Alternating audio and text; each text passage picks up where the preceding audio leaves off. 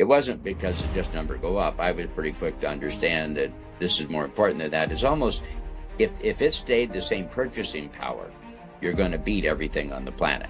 And now I live on Bitcoin for 7 years, 8 years actually, and you look at it and it's like, I look at everything in sats and I look at it, Bitcoin's not going up right now, the fiat's crashing. When you understand the true honey badger nature of Bitcoin, it doesn't care, it doesn't have to care, but it's available to anyone and everyone. Not everyone will use it. Anybody can. Today, I'm excited to welcome Jimi to the podcast. Jimi is founder of Ranchero San Satoshi and a Bitcoiner, carnivore, and a permaculture advocate. Welcome to the Bitcoin Age, Jimi. How are you doing today? I'm doing good. I'm doing well. Tell us a little bit about yourself and how you found Bitcoin. How I found Bitcoin. Max Kaiser, I've got to give him credit. I've been following him. I was a gold bug before this. I've known the money was bad since I was a young kid, thanks to my father. Unlike any of my friends, I was taught what money was and the problem with coming off the gold standard. Trying to figure out something for many, many years. The melting ice cube problem has been around for a long time. So yeah, when I finally looked into it, I tried to buy it cheap and I didn't do it. I didn't follow through at $1. And then I heard it was at $2,500 and I was like, what the heck is this? Got into it and I looked at it and went, oh my God, they've actually taken the human out of printing. I understood that quicker than most people because of my upbringing. And I knew the fiat money was wrong and bad and it was a Ponzi and all these things we now know. My father taught me all that as a kid. And yeah, I grew up knowing the money was bad, but what do you do? And so when the option came, it was like, wow. And like a lot of my friends and my family, a lot of them come from traditional banking or finance and more of stockbrokers and stuff, cousins, uncles, and brother that all worked in the stock industry. And they would say, yeah, but they're not going to let you do it. But that was something they just could not wrap their head around. And I said, well, it may be pirate money for a while, but it's eventually going to go from black money to white money. And see what's happening today in the United States, governments as well. Yeah, I mean, it's to me something I could see because I also have been in the internet boom and even before that, the computer boom and smartphone boom. See, I've seen tech since it started. I started with a computer in '72, and I'm not a coder, but I've been around them all my life, and I have been a businessman all my life, an entrepreneur looking for solutions. And what was interesting is nobody could talk to the programmers. The programmers don't know business. And the businessmen couldn't deal with the coders. And so that's what I did during the 80s and 90s. And then I retired early. But I didn't really retire because I was a melting ice cube. You can't really quit. Invested in real estate. I came down here to Mexico many years ago and made myself a sailmaker. I'd never done that, but I learned how to learn a long time ago and how to teach myself to do things. With the advent of the internet, which hadn't happened when I started the sail business, but after that, it's much easier, like doing all this that I'm doing at the ranch. I moved down here and people said, oh, you can't do it, and it's going to take forever, and in 5 days, I was legal to work, and it's like, don't listen to everybody. Yeah, there's so many people that will tell you in life that you can't do things. I was lucky, again, because of my father, introduced me to people like Bill Lear of the Learjet. And he asked me if I was going to go to college, and of course, my dad's there, and I'm like, well, of course, and he's like, why would you do that? Like, really? And he goes, well, the problem with that is everybody that went to college knew that he couldn't build a jet that economically that fast that carried that many people that was that efficient. It was impossible. They all knew it. So he went out and did it. This is the thing. People get educated on what they can't do just as much as what they can. In fact, many times much more on the can't do. And so I learned at a young age from many men like that, and that my father would introduce me to and whatnot, that it made their way in life. None of them set out to make money. All the men I learned to respect, they all had money, but they never set out to make it. It was always the side part of it. It was like the scorecard, or am I doing it good or not? But that wasn't the challenge. The challenge was what they were doing. So it was a different upbringing because I was up, and I will say, in a sense, the old quote of the trust fund baby. I was raised in a private school. Not super wealthy, but at the same time, nothing better than putting a poor kid in a rich school. They learned how to make all the money. I mean, it's like I hustled ever since I was a kid, before I went to that school. So, anyway, I found Bitcoin many years later. And I understood it, and I understood that it would stop the melting ice cube problem, and how it would work with scarcity and everything else. And I just started into it and continued buying. And as I did, it shot up at one point, but it wasn't because it just number go up. I was pretty quick to understand that this is more important than that. It's almost if it stayed the same purchasing power, you're going to beat everything on the planet.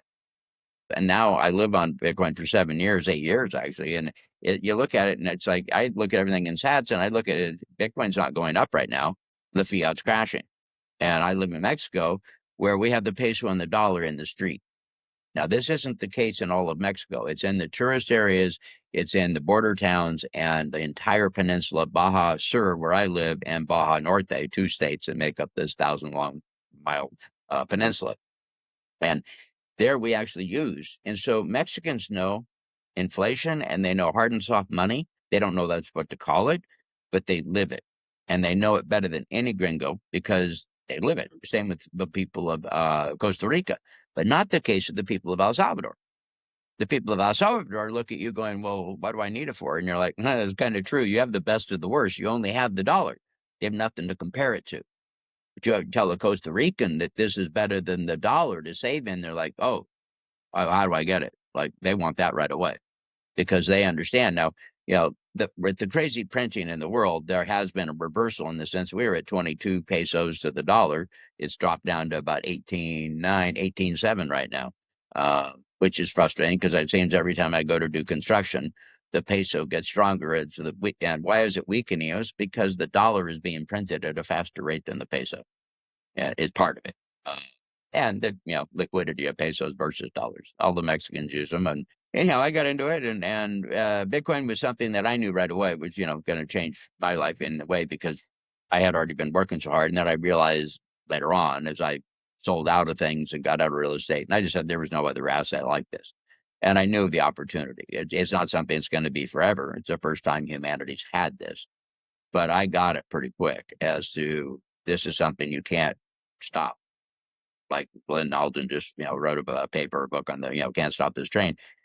My brother told me in 2017, you're screwed. The Chinese have banned it, and I go, you don't get it. It isn't about that anymore. When you understand the true honey badger nature of Bitcoin, it doesn't care. It doesn't have to care, but it's available to anyone and everyone. Not everyone will use it. Anybody can. We've never had that in the world with money.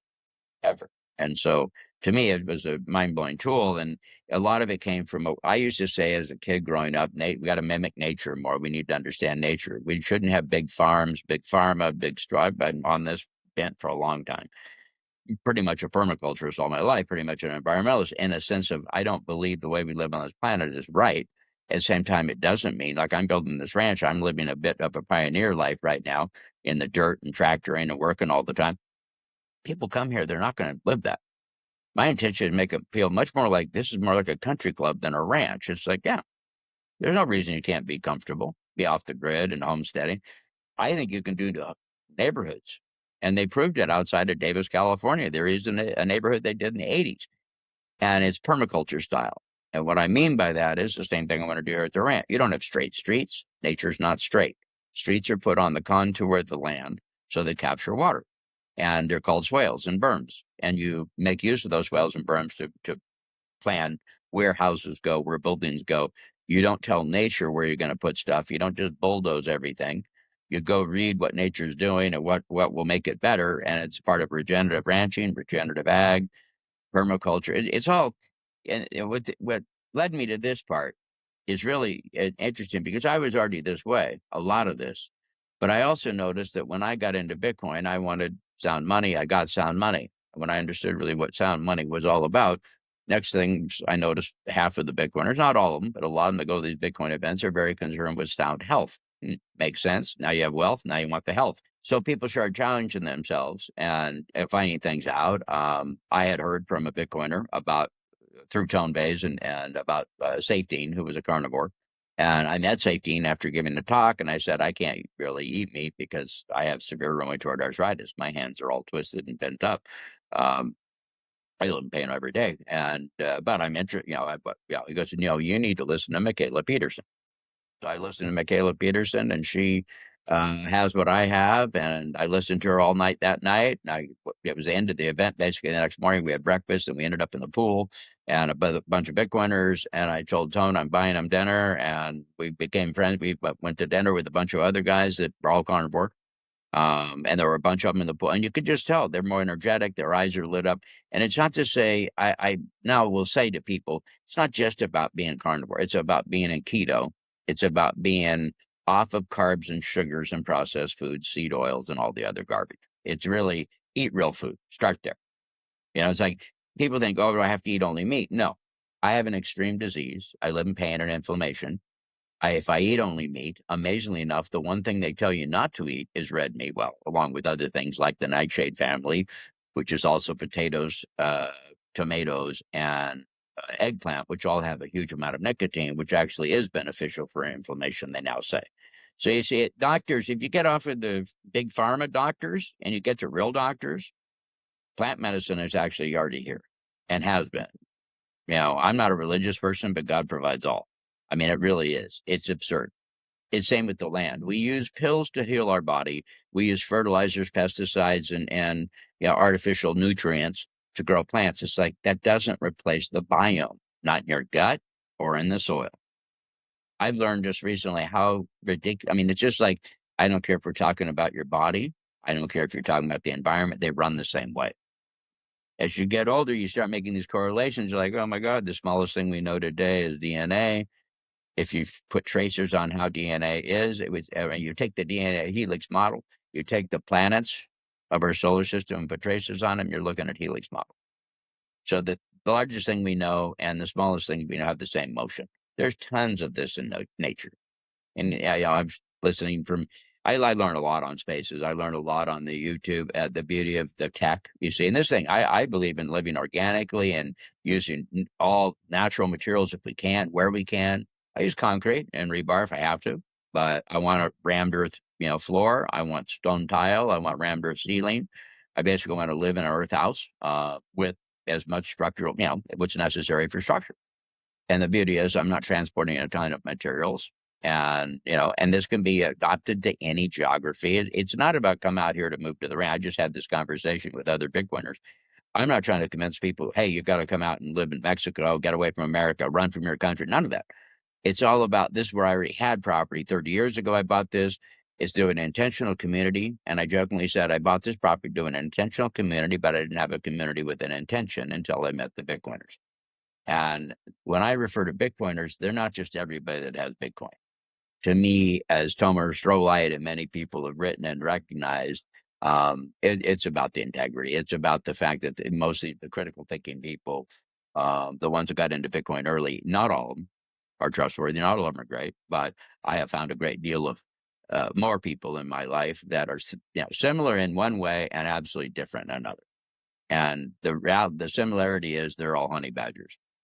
They've all said, I don't give a shit to people all their life. They've moved ahead. I ask this of people that come to events, and I met a girl that said, "I'm not a honey badger." I says, "Really? How'd you get here?" Airplane. So you're even a smartass. Very, expected, characteristic of a Bitcoiner.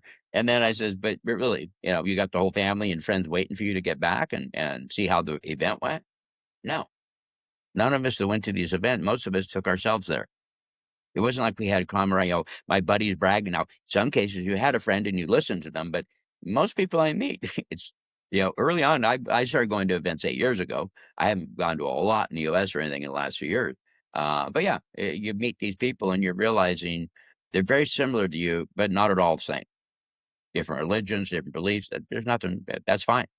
It's the integrity. It's the idea of how they want to live on their planet. Now, I personally don't think that we've solved community. We haven't solved how to live together on this planet.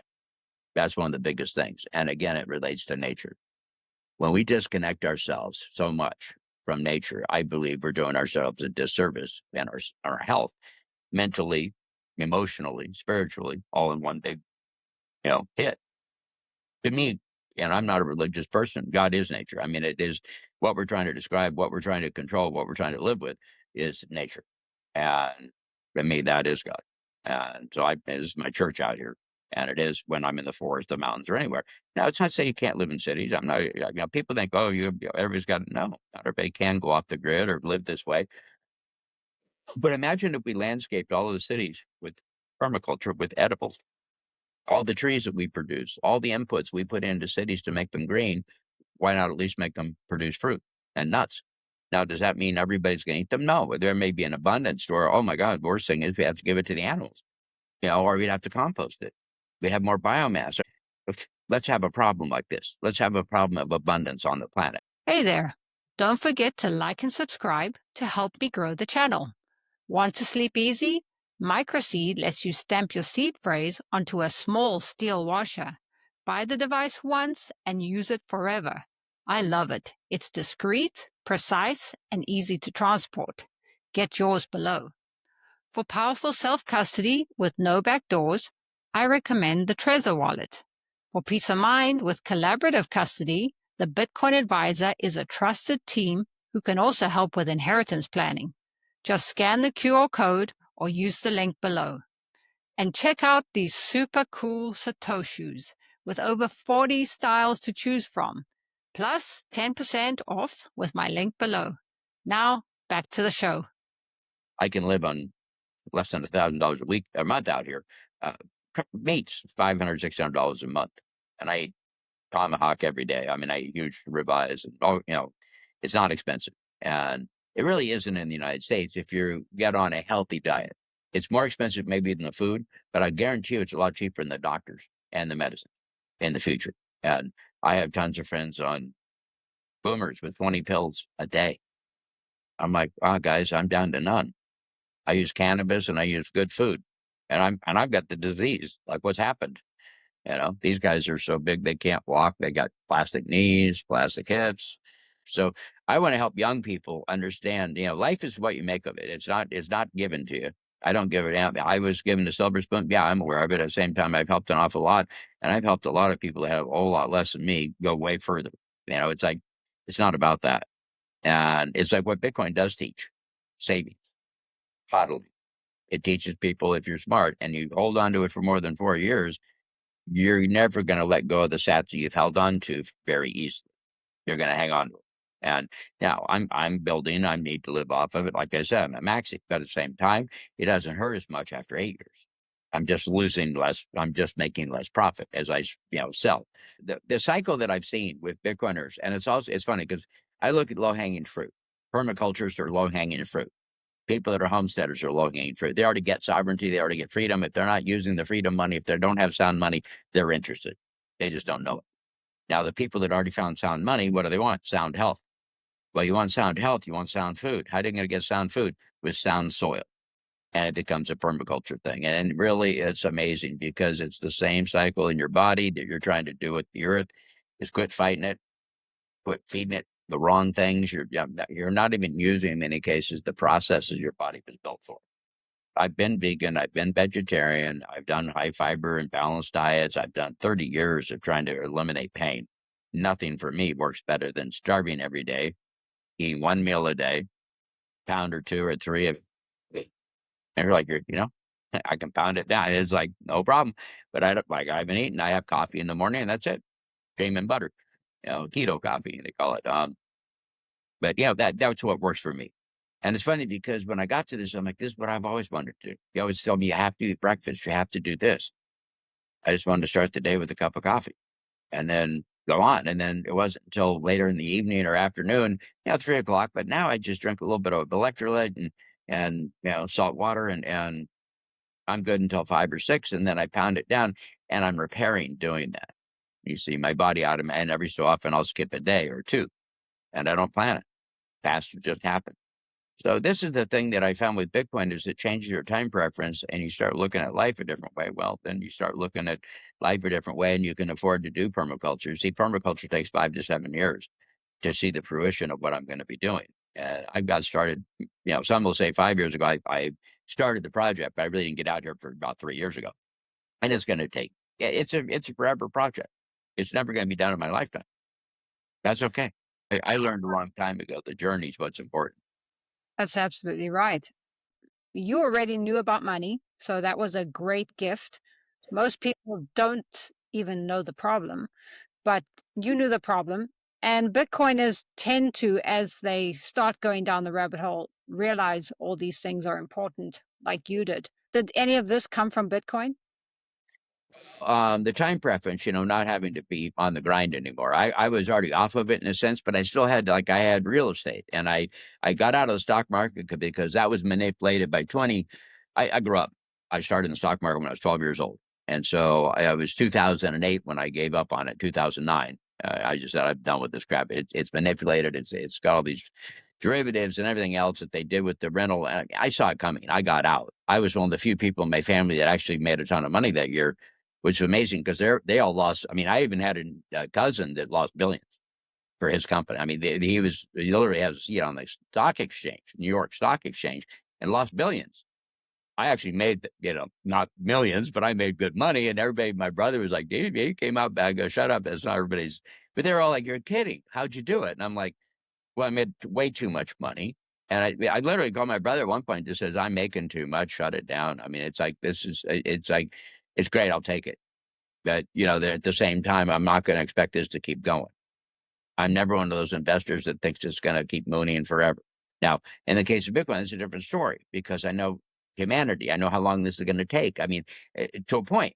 It's gonna be suddenly, and I mean, slowly and suddenly. I've watched it with computers, I watched it with phones, I watched it with the internet. Every single step of the way, people resist. I was trying to get people to use computers in, uh, the '80s and hook them up and talk to one. Why do I want a computer to talk to a computer? Why do I want this, that businessman? And they're like, you're not. And then all of a sudden in 93 was the year that everybody, I think it was, that had to have a computer. And they were, whether it was a PC of, a IBM PC or the Macintosh, but the wars have been on, it became like, and I'd ask people, what are you going to do with it? And they tell me, and I'm like, of course, they never did those things, like, make recipe books, all the, they didn't realize they're a tool, but, they don't do solve everything. Now with AI, but you go through these steps of life and watch this stuff going from no tech to now computers. And then I wanted a computer when I was a little kid. I saw how, these silly things, and I got a Tandy, 200 laptop when they came out and all this. But I was a road warrior before anybody, they had the magazines or any of this stuff.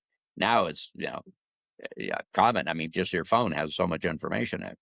And But, do you, and I wouldn't sit there like a lot of these, geniuses. Like, I worked with Apple. I worked around. I was around Gates. I knew all these people in '84. Macintosh went. I worked around all that and watch it blow up. But I also saw who were the brains. It wasn't Gates. It's not Jobs. Oh my God, it's the coders. And these guys are kids in many cases. 14-year-olds, 16-year-olds are kicking butt with a computer. Steve Wozniak wasn't that old, and he was great. I like Woz. He was a great guy. But there's a lot of these people in the scene that were like Gates, and they're thievery, man. They're copying, we're stealing, they're making deals, and they see a future, and that's what they are. They're futurists. They are aware of what could happen, or they make it happen. But both in case of Jobs and Gates, they're not the nicest of people at all. But the people that work for them are amazing. And there was a lot of people in that world that created Cupertino, created Silicon Valley. However, I'm glad to see it kind of falling apart uh, because they've abused that tech and they've abused it in many ways with the media. With Zuckerberg, for instance, is just a horrible person in my view. I have a horrible time with social media people like that. But Congress will never do anything because he owns it. I mean, they all use it, and they can't use Nostr. And you'll get me going on that. I could talk for hours about Nostr. Nostr is true freedom, people. And freedom is not free. I don't care if you want to be self-sustainable. This. It always takes work to be free. So yeah, you have to curate your own feed. You have to create your own algorithm. You have to do your own thing to make Nostr work better, and it'll get better. And the more you use it and complain about things, the better it'll get. That's how tech gets better. People don't want to use things till they're ready. and you can also use Nostr to get zaps in Bitcoin Oh or yeah. SAT. Oh, I Whereas have people that pay their people using Nostr. They've learned that they can just send it, literally. I mean, yeah, you can zap a lot of money and you can communicate. But the main thing is it's decentralized. And this is what I said before I read the white paper. Honestly, I always use the word we have to distribute systems. We have to distribute things. Nature doesn't do it this way. It's distributed. Then I read the word decentral. Never used it before, but when I read that in the white paper, I'm like, oh, that's such a better word because centralization is the enemy. I never thought about decent, but centralization is scaling everything up. And then what do you do when you scale up? You get down to four, butchers in the entire country of America. You get to how many pharmaceutical companies that are doing it.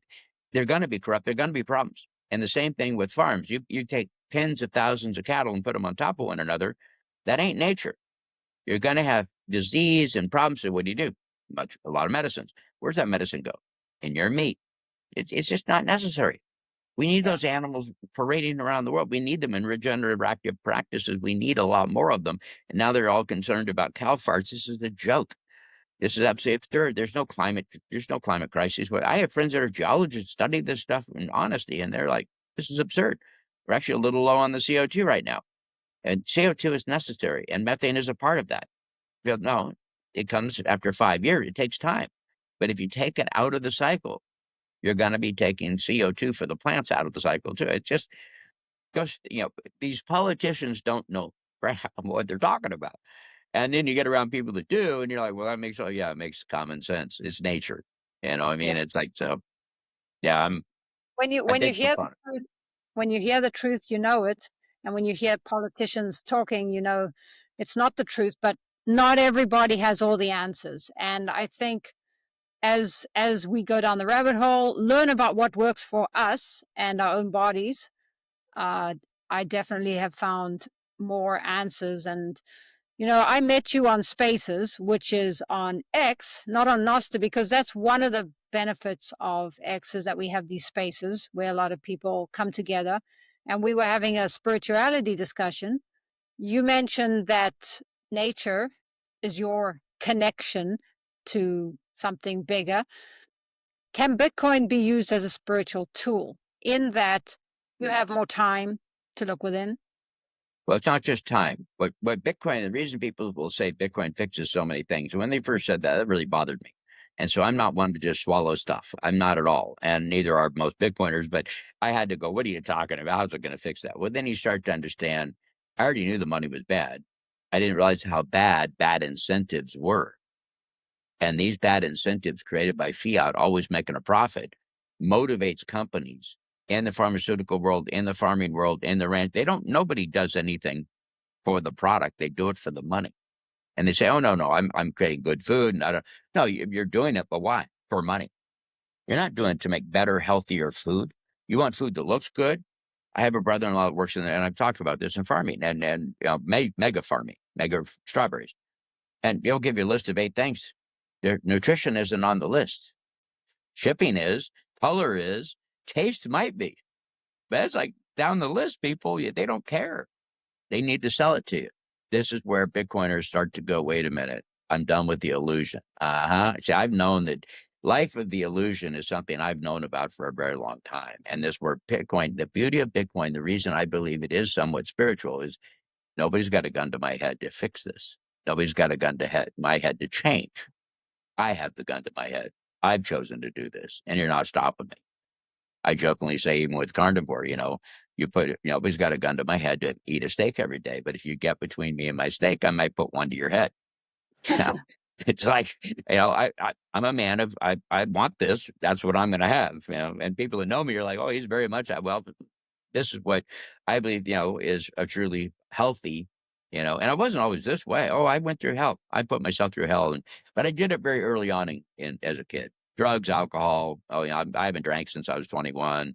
No more cocaine, none of that shit for many, many years. I mean, I'm 40 years past all that. And what I realized young was, I'm trashing my life. This is my fault. And 9% of the time, even in business and doing anything, this project at the ranch, if I'm pushing real hard on something, then I immediately think, what am I doing wrong? And people don't think that way. They're victims of everything. I know you're not. You're creating it all. This is the spiritual side of what, Bitcoin. When people understand me and they get around me, I mean, I'm a great influence. I was known as the manifester in the spiritual world because I literally, I'll do it right in front of your eyes. And I don't even know when I'm going to do it. I mentioned this is what we need. And all of a sudden there's a knock at the door and there it is. And people are like, how do you do that? I go, I just positive. If you're not being negative, if you're not trying to take shit down, and I'm terrible, I can attack. I was such a rebel when I was a kid. Tear it all down, burn it all down. And there's part of me that, if I go back to the United States, I feel like I'm just going to start wanting to shoot and strangle people. It's like, you got to be kidding me. Leave the kids alone. This attack on the children is disgusting. And I mean, in all aspects, whether it's P. Diddy, whether it's Epstein, whether it's this, that, I mean, just leave the trans in the schools and just come on. But this is the part of sick society. And yeah, I believe we've got evil, good and evil happening all over. But the reason I have a problem with religion is very simply the extreme Muslims, extreme Jews, yeah, they exist. And the problem is they seriously believe that they survive and everybody else has to die. That's not God, my world. God is bigger than all that. God is accepting of all of us. Because I think if you really get down to it, you're going to find out. And this is what Christians hate. We're all little pieces of this. And we could be gods if we actually acted like it. But we don't. We get into this petty crap all the time. And it just, and in a way, the world has to get worse before it gets better. Crisis is opportunity. It's, it is what it is. And, to be alive at this time, though, with Bitcoin, see, Bitcoin it's decentralized. And this is the thing. People say, oh, there's all these other crypto. I have no interest in any of the other crypto. None. I did. I was Crypto Zorro. If you look at my Twitter handle, spelled with a CRIPTO, because I did it in Spanish. And Zorro means fox. It means the old fox. And I loved Zorro as a kid. He was actually a real person. They claim the legend is true. And the same with Robin Hood, which I didn't like superheroes. I liked the guys who stole the rich, gave the poor. And yet I came from, quote, a rich family. Well, more so than most. It wasn't ridiculously wealthy, but I saw that. And I realized this is not right. But you can't tell people not to be rich. You can't get mad at them for being rich. I mean, this is where this guy's saying there shouldn't be so many. Yeah, there shouldn't be so many billionaires, but not because somebody said quit being billionaires, because they chose not to be anymore. This is where Bitcoin changes things. I'm trying to teach people what I call satsification. Now, I'm satsified. That doesn't mean I don't want any more Bitcoin. It means that I don't need any more Bitcoin. I will survive. Okay. Now, if you, want more, the problem we have in this world is people will actually say, I need those sunglasses. I need those tennis shoes. And in the inner cities, they'll kill you for them. That's absurd. You need food, air, water, and love and shelter. That's what you need. Past that, they're all wants people. So you want a jet? That's your choice. Personally, I can fly them. I can fly. I can sail the yachts. I can. People loan me things, but I don't have to own it. Owning stuff, it owns you. As you get older, you start. Now, I learned the word trappings that I find that a lot of the young Bitcoiners are like, I've never heard that, and I'm like, I grew up with that word. Trappings was something I was taught from the very young age that careful getting too much stuff because you have to take care of it. You don't want multiple bikes or multiple toys or multiple that because you're never going to use it all. And then it just becomes trappings. You're trapped by it. And you're trapped by your home. And my father showed me and taught me these things. We had money, but we didn't have it yet. I said, why not? Well, you can't fly into Catalina. You can't fly into Sedona. You can't fly into the Bob Marshall Wilderness area and camp under the wing. Oh, well, that's way more important than flying fast. You see, like I was the outdoor guy. We used that plane, and it was a low wing, which is rare, but that was a hell of a pilot, and and then taught me to be one. And it's just, I was raised really being able to do a lot of things that most people would love to do. They don't even know they would love to do it. You see, I know rich people that could do way more than me. They never did anything. I have friends that travel with me, and they're like, God, that was the most incredible day. And I go, yeah, and it cost $20, not 2,000. I'm talking people that will spend $1,000 on a dinner. And it's just like, you see, the greatest things in life are not, they're like, wow, that was so fun. I'm like, yeah, well, it's nature. 99% of the time. I've been a kayak guide, a ski patrol, mountain rescue, survivalist instructor, all this stuff out in nature. And people say I change their lives. No, I don't. Nature does. I just exposed you to nature. Nature does her job. That's why I say it. It's the God factor. There's no doubt about it. I've seen people wake up to their own shit over and over and over. And it is their own stuff. Nobody else has a right to tell you how to live. I don't want to be told how to live. So can I go around telling people how to live? No. But what I can do is guide you to finding yourself. The same tools I use. Get grounded. Get away from the computer. Get away from the problems. You come to the ranch and I say, here, put your problems, write them all down, put them in an envelope. And when you leave, I'll give them back to you if you want. That's a good There one. is. I mean, it shocks people. Like, Oh, you're gonna make me think of yeah, because I don't wanna hear about it. It's like drama free. We don't need to go over and over. These are the things monkey mind, as the Buddhists call it. I call it Oh, mental master. and Monkey mind.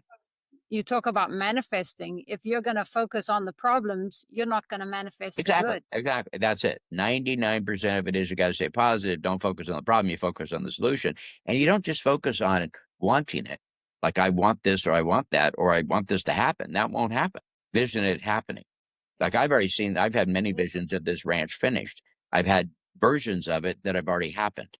Later on, I'm like, oh, when they said that, I'm like, there we go. That was one of those things and that's when I know I'm on track. You see, I'm not pushing, it's falling together, not falling apart. There's problems, but I don't even, the tractor breaks down all the time. This happens all the, yeah, you just deal with it and you get better and better at it.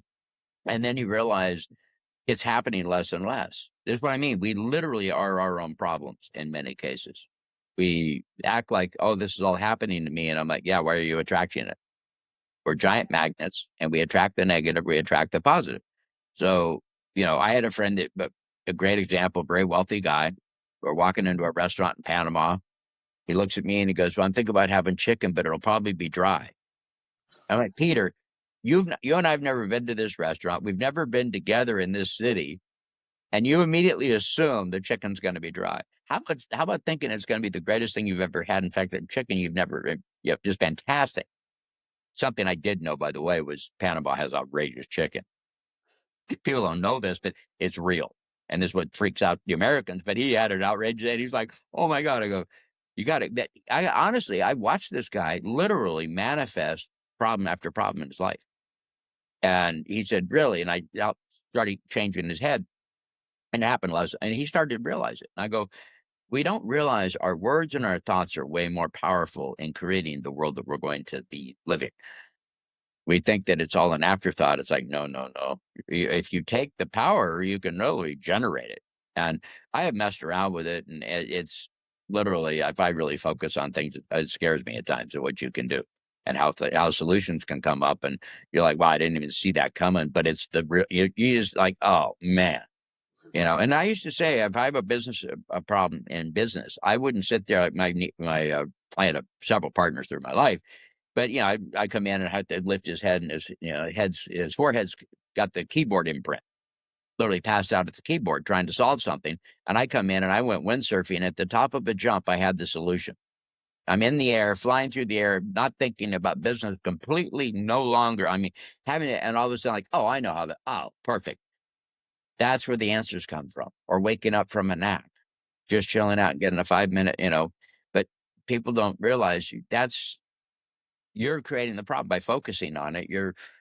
People say they got caught. I could go on for hours about examples. I had a secretary that came in once and said I got cut off on the freeway, and then 3 o'clock in the afternoon, I hear her out in the front of the office, once again telling somebody else, and I come out and I go, honey, that person that cut you off on the freeway may not even know they did it, but you've let it ruin your day.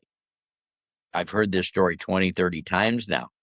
Let it go, but no, you got to focus on it. And it leads to bad health. It leads to bad mental everything. Um, so the opposite of that, yeah, change your attitude. Yeah, but not all Bitcoiners realize that, but that's another journey down the rabbit hole. But back to the incentives and fiat incentives and Bitcoin incentives, because you said you didn't like Bitcoin fixes everything. But do you think living on a Bitcoin standard would fix a lot of these incentives and change a lot of When people are on a Bitcoin standard because of they're changing the time preference, meaning they're not in such a big hurry. They're willing to do things such as ranchers out here. They have to turn a profit, and almost anywhere. I'm not saying they're bad people because they're doing this. It's just the nature of the game. If you're in it for a business, you've got to work at it. And I talk to the ranchers here, and they have 100 cattle. I says, "Is that enough? Do you make money at it? Yeah. Is this all you do? No, I'm a bus driver. I drive the entire Baja as well. See, they don't even make enough, and you're like, God damn." But their motivation is to turn a profit. It's not really to make the greatest steak or the most nutritious food. But here in this community, when we get into ranching, it's going to be because we're only trying to produce food. No intention of now. There will be people getting paid. There could be ways that we make money. We may have excess and we may sell it. That's literally excess. Like I tell people all the time, I want some people to come and I want bees, and I can easily handle a hive, but I want thousands of them. I want a business to be created of it. I don't. I need the pollen. I need the honey. I need the wax, but I don't need the money. So other Bitcoin, young people come, set up a business, several of them, and I could show them out not only in this ranch, but in many other ranches. It could be huge, and there could be multiple, people doing that. But that's just an example of where you probably end up with more honey than you need, but honey stores forever. Most people don't know it's the only food that doesn't spoil the entire world. I love honey, especially to be raw, only raw. But so will this all be on a circular economy on Bitcoin? In a sense, yeah. I mean, it's circular parallel is what I call it. What we need to get to right away is a parallel economy where you actually have Bitcoin. See, as I do this, I find people that build me solar batteries for Bitcoin. I have found restaurants. I've got people that provide me beef and all that. And so I turn other Bitcoiners onto that, and they turn me on to things. And we buy from each other. We sell to each other, whether it's sats, whether it's food product or anything. And this will grow. And this is what I mean is it could literally be with Nostr incredibly, totally separate markets, free markets, free press, and money that is not being controlled by the state. Now, they don't want that, of course, and it's obvious. Now, there's going to be a battle. But does the battle have to be a physical civil war? In some places, it's going to turn into that, I think, because the way they're attacking people's freedoms. But this is what it's all about. But the reality is the tools are here. Yeah, they're not perfect. If the whole world wanted to use Nostr today, or the whole world wanted to use Lightning today, it's not good. No, it doesn't. But this is how tech works. I've grown up with this problem, and it'll solve itself. I mean, nature. This is what I mean. There's a part of where, yeah, it's almost godlike in the way this was created, and it's a solution. And I jokingly say the central banks created Bitcoin, and people say, "What do you mean? They actually did it?" I'm like, yeah, by abusing us. And Nostr was created by the abuse of Madison Avenue in New York and the Silicon Valley and all the social media. Those abuses are what created Nostr. But you see, what are the solutions? What is the money? What is Nostr? They're decentralized. And this is back to that changing the incentive is because you're getting rid of the centralization. Now there's more opportunity, really, because if you have thousands of millions of ranches providing the beef for the food and farmers providing the food in America, you have a blight, you have a problem. You only have it in a small area. You don't wipe out tens of thousands of birds or tens of thousands of cattle or tens of thousands, anything. And the fact is, if you're doing it naturally, you can run big herds like the bison, and it actually is better for the planet as well as it's better for the animal. But we just have to change the way we think about things. And it really is it's not rocket science. It's common sense. And when you start to understand what nature's trying to do all over the planet, why these quote weeds are growing here, they're not weeds. Nature puts things there for a reason. Again, this is the godlike, behind everything. When you start to learn about mushrooms, I go on for hours about those. The mycelium and all that, and that network, and how plants have network, and this is what I mean. I learned this stuff a long, long time ago, and you get into Bitcoin, you're like, yeah, it's the same thing. It's a falling together technology. It's not a falling apart technology. In other words, it's not taking much effort for it to continue. TikTok, next block. It was genius the way nothing was invented. It was all discovered that if you take these existing inventions and put them together, it would make this. And it gave us a power because you can't, and people say, oh, that BlackRock can, do that. Anybody breaks Bitcoin, it gets forked.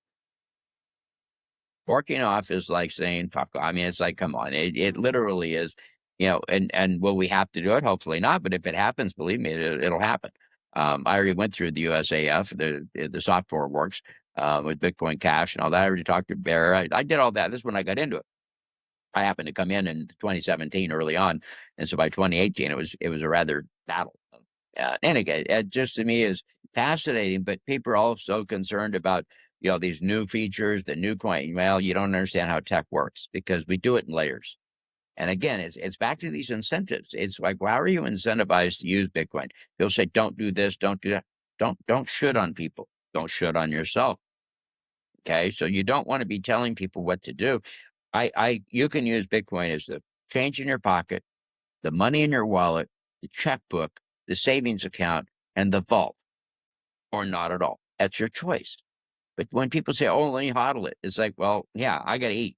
Okay, so I'm going to sell. Too bad.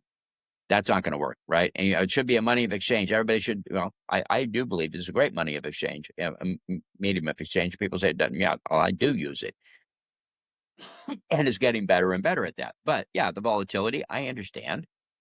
It's not like no kidding. But after you've been in it for 4 or 5 years or 7 years, that doesn't matter as much. And I'm not selling Bitcoin. I buy Bitcoin, hodl Bitcoin, and sell Sats. I like that. Hodl Bitcoin and sell sat. Yeah, and replace if you need to. But I'm retired. I don't need to. I'm not trying to. I don't have kids to give it to. I mean, no, I don't have huge amounts of it, but the beauty is I have this huge resource. Why am I selling Sats? To build a community, to build more of what I'm putting in a well next. Starting on the well next week, most likely, and I'm building more facility here at the ranch. So when people come, and I'm done after that. I have a place to live. It's self-sustainable. I have energy, food, and water, and shelter. I have everything taken care of. Now other people can come, and then I can come and go. And I joke with my friends, by the time you guys move here, I'll be able to travel. I won't be here. Yeah, I'll be coming and going. But where can you live in a self-sustainable community, homesteading style, in the sense that you're actually is providing food and everything, and come and go? Somebody's got to milk that cow. Somebody's got to take care of those horses. Somebody's got to take care of the plants. Somebody's got to water. And you see, this is the thing. We get a community here and people are like, oh, everybody's going to work. Well, not necessarily. And I know for a fact people volunteer and don't always show up. Proof of work is, part of it with Bitcoiners. And so what I laugh about is like, yeah, you prove to me you're working, then you get the discount. Otherwise, you're chipping in like everybody else to pay employees. But you see, as a group, as a community, it doesn't cost that much. And then people go, oh, well, I can do that part. Well, hey, if you want to move the fences, then we don't have to, that person can do some other things for us too. So, yeah, that's what I mean. It'll be a balance upon young people becoming. I've already had them here. They don't have much money, but they've got all the energy. And yeah, they want to learn how to do it. They'll do it. And they're going to get paid in sats and possibly in land or be rented a place super cheap. So the intention is to help young people be able to stack sats. And help older people that want to retire, such as myself, where they can spend them. They're going to good use, and they're providing themselves with a better life. Yeah. And so it's a totally parallel economy. And I'm not the only one doing this. And I'm not saying people should come to live in Mexico or have to move to the ranch. No, I want this concept of organic, helping one another community, whether it's apartment buildings where they've got community gardens outside, or whether it's in a city or it's urban or it's rural. It's up to you people. Again, I don't like telling people what to do. So the Citadel to me is more of a meme, the building of a citadel. And in fact, I'm building a third tower on my castle that'll never have any more towers and the walls will never connect. It's a meme. It's like a storefront. It's really to block the wind. But I did it as a joke because people see it, they go, "Oh, what looks like a castle? You think I don't know that?" But at the same time, it wasn't like I made it that obvious. But it's known as the towers. But it serves a purpose. It blocks wind. It also gives us second stories or rooms that can view, but also awesome view, and it's great for you know OPSEC. I can see a long ways from those towers. But the reality is, much of the ranch you'll drive around, you won't even see it. You'll see a house, you get to that house, you see 2 or 3 more. I've got 1,000 acres, I'm putting 100 homes here. It's not like we're gonna make it like, you're used to where you're living on top of one another, you see? And that's another thing with honey badgers is they love living together. They love being communal, okay? At the same time, when they wanna be left alone, they wanna be left alone. And almost every Bitcoiner I say that to, "Hey, yeah, I know." That's what I mean. We have these things that "Oh, yeah, I'm like that." Of course you are. Past And that, I don't know what you're like. I don't know what your religion is. I don't know what your upbringing is. I don't know what your experiences are. And that's okay. Because you see, it leads to in the changing of incentives. Bitcoin will lead not to everyone, but there'll be more and more people that will do the right thing when nobody's looking. There are more people that will do it with their heart and not do it because they're trying to make a profit, not do it. And that changes the incentive. It totally changes how people are motivated to do things. I'm doing it because I want to do it, because I want to see the changes, because I want to have the journey. yeah. And I'm not even caring if I get to the end of it. That's so un-fiat, it's incredible. Because instant gratification, got to get it done, crank out the bucks, go on to the next thing. It's just, it's a keep up total, keep up with the neighbors and all yeah. well, one of the reasons is because we're always fighting inflation. So we've got to keep up, and people are incentivized to maybe cheat a It little. makes that, yeah, it Yeah. causes that kind of actions. But Um, whereas Bitcoin, like you're saying, if people come to your ranch, they do what they want to do. Because one thing I've learned from Bitcoin is my time is valuable and I am going to do it doing what I enjoy. So I'm going to do what I enjoy, and other people will do what they enjoy, and it'll all work out for people who that kind of living appeals to. And I love what you said about no shooting, because that definitely doesn't work. So sounds like a great life. And is that what freedom is to you? Well, yeah, freedom is basically to be able to do as I please, and at the same time, in order to have that, I can't go around telling people how what they got to do. And the not shooting on myself was something that I had all these parameters. I didn't know. I learned that when I quit drinking and when I got off the drugs. I was like, oh, this is where this is coming from. And you learn these little things in the spiritual world. I went down those alleys. I've worked with authors. I've done retreats. I've done all kinds of stuff in my life. I've had multiple jobs and careers and all kinds of things. And that's something that, it all came from the fact that I learned how to learn very young, and I learned how to teach not to be afraid. I was, driving a tractor at 14. I was driving trucks at 14. I was riding horses at 12. I was, around big animals, hunting, fishing. You see, I went to summer camp. I was a Boy Scout, lived in teepee. I mean, I made myself all kinds of stuff. Um, and this is something I wish more young people were doing, because it leads to the skills. It makes it so you're not panicked over the fact that you have to live this life of the illusion. Now, it's not to say, people that know it for what it is, but I can give you an example. What I mean is turn the power off in any city. It's not just that, your internet doesn't work, but a little hard to work with Bitcoin even then. But I mean, your gas doesn't work. The ATMs don't work. Nothing works, right? People don't realize they live in a very, very fragile setup. And this is what my father taught me in the 80s, because he studied it, and we studied trucking strikes and all kinds of things. We did not study pandemics, but it's the same thing. And so he taught me very young, hey, this is not so secure, and it's not so safe. And everybody assumes it is. My brother used to live in a gated community, and I laugh and I said, so that's just a honeypot.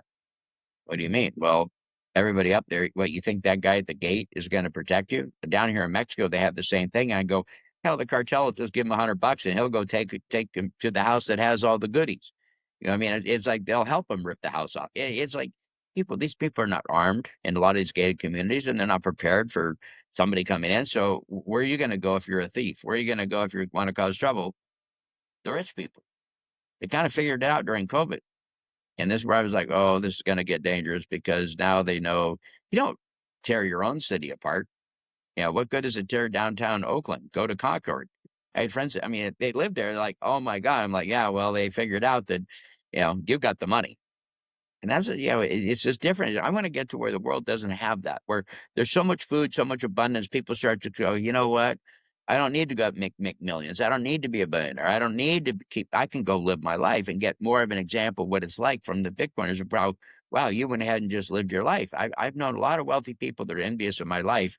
They're not envious of what I own. I don't own anything except for a lot of experiences. And when they talk to me like, wow, you've done all this stuff, I'm like, yeah, because I wasn't just trying to make bank. It's like that's all they concern themselves with is how big. And yeah, they make a ton of money. They also can lose it. But to me, money was never the journey. It's not the end means. And now that I have money that I will actually store its purchasing power, I can quit panicking over. I can quit, and that's what takes that pressure off. It makes Bitcoiners start thinking like, well, then, okay, I got all this time. Now, some people may not know what to do. And I have friends that are there, but most of them are like, I've always wanted to do this, or I think this is what's important, and this is what I want to work on. And those are the people that I see as a benefit to the plan. No, it's not everybody, but again, nobody's telling them. They're shooting on, they're telling themselves what they want to do. That's key. You see, this is what I see with Bitcoin. That's self sovereign, right? Yeah, it's a tool that allows people to be that, but also for them to recognize their dream. They have to realize other people have to recognize theirs. And it's like somebody was saying in the Bitcoin space, you start to realize that if you get there, just the Bitcoiners were elite and, just created a new elite class of a bunch of rich people that then make it there. They're not getting anywhere. We're not getting there unless everybody makes it Yeah. in the sense of humanity. And this is where, as you get older, you're like, yeah, I could make a lot of money and just go do this and that. And I've already had that opportunity and I could always do that. And yeah, maybe I will chill for a while, but it's like you get bored. And what isn't boring is solving the problems at hand. And there's a lot of them. And at the same time, with new incentives, with people being shown these tools, they get creative. They realize, oh my God, we can have Uber without the Uber. We can have everything without the third party. It's Yeah. going to take some work. It's going to take some work to make it secure, to make it work, to function, all these things. But the tools are here. The concepts of how to do it have never been in human consciousness. We've never done it this way. And now that we have tools like Bitcoin and Nostr, people start thinking of other ways to decentralize the world. And decentralization is anti-scaling. It's against the WEF. It's against the globalists. This is not what they want. But Yeah. that's why we need it. And that's why it's funny. Humanity seems to come up with the solution to the problem. Just like in hacking, you cannot, or anything in business, you can't solve a problem you don't know exists. True. You got to know about it, right? So how do you build something? And then people say, well, it doesn't work. Well, it's not going to work unless you use it, and then complain about it.